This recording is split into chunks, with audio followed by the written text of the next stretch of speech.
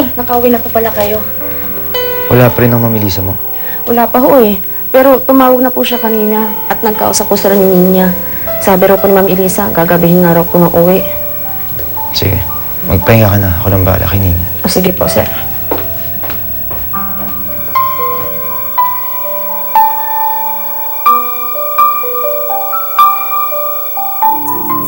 Bakit niyo siya ginawang presidente?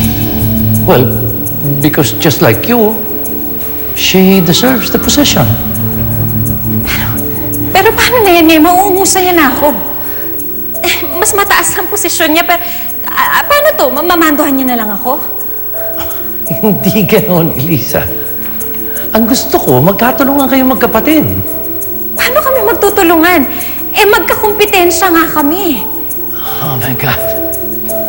Elisa, why can't you just welcome your sister to the company? Why do you have to compete with her? Dahil alam niya, alam ko, na gagawin niya ang lahat para makaganti lang sa akin. Ayan ka na naman eh. Well, actually, alam kong pinanggagalingan mo, anak. Pero, nakaraan na yun eh. Matuto ka namang magpatawad. At saka isa pa, nakita mo naman, hindi ba, nagbago na ang kapatid mo? Bago. Pakitang tao niya lang yun. At kayo, nagpapauto naman. Look, let's put an end to this. I don't want to talk about this topic again. Bakit pa? Nasasaktan kayo para kay Sofia? Bakit? Bakit mas kinakampihan niyo pa siya kaysa sa akin? Ano ka ba? Parang ikaw din nung araw nung bagsak ka, hindi ba? I was there, I was on your side. Now this time, si Sofia ang nangangailangan ng support ko. So I'm there for her. Or have you forgotten na she's lost everything? Nawala ang anak niya, nawala ang mahal niya sa buhay. Pati ang mama niya nasa kulungan. Nangyari ang lahat ng yun dahil sa kagagawan niya. Dahil sa kawalang hiyaan niya. I can't understand you.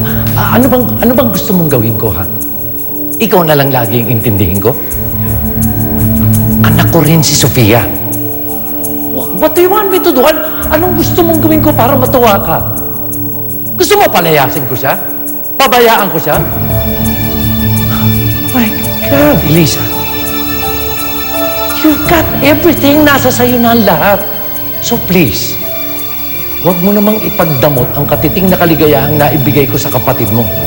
And besides, whether you like it or not, si Sofia na ang bagong presidente ng kumpanya. At hindi na mababago ang desisyon kong yan. Kahit na sumbatan mo pa ako.